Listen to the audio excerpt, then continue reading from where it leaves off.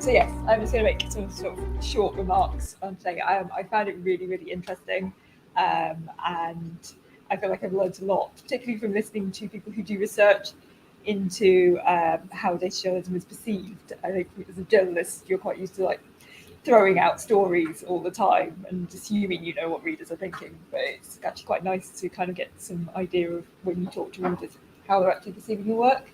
I kind of wanted to pick up a bit on what Pete was just saying about data journalism being accessible to more people. I think somebody mentioned this idea that perhaps we're going back to the 70s. And I think if we are, it's possibly a good time to pick up on Simon Rogers' idea of data journalism is the new punk. This idea that anyone can do it. You just need a few skills. You just need access to a few data sets. There are free tools. I feel like perhaps because of COVID, we've come through a period where everybody has had to get to grips with numbers a bit more, whether that's the public in terms of seeing spreadsheets and graphs on a day-to-day basis, or whether that's journalists in newsrooms having to deal with the numbers because it's touched every person's beat, whether you're the health reporter, whether you cover crime, or whether you deal with economics.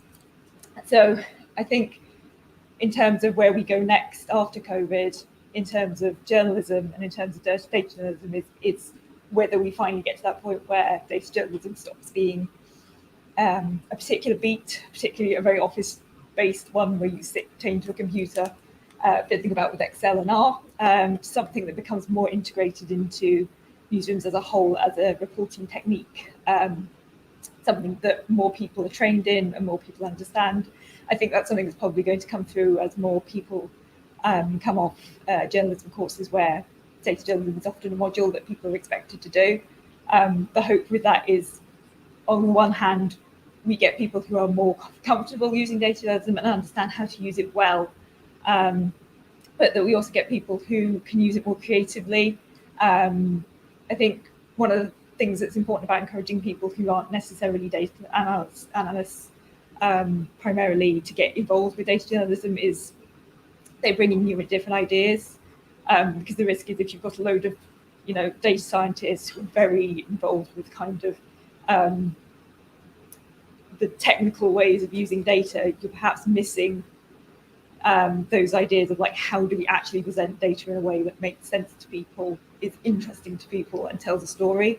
I think you need both. You need those technical skills so you can get things right, but you also need to be able to think, am I just describing data to people, or am I telling them things that they actually want to know in a way that makes sense and is useful and interesting? So I'm very confident that as we go forward, data journalism has a really great future. I'm hopeful that we'll kind of iron out some of the issues that there have been in terms of how we use data ethically. I think there'll be more conversations and there'll be better training, and we'll learn from where things have not gone as well as they could have done in the past. But I also think as long as we're encouraging people to get involved and try out data journalism, we're not making it out to be this kind of closed place where you need these very high technical skills.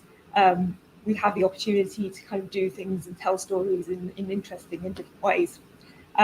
So thank you to everyone who spoke today. I think it's been a really great and interesting day, and I feel like I've learned a lot. I hope everyone else has as well.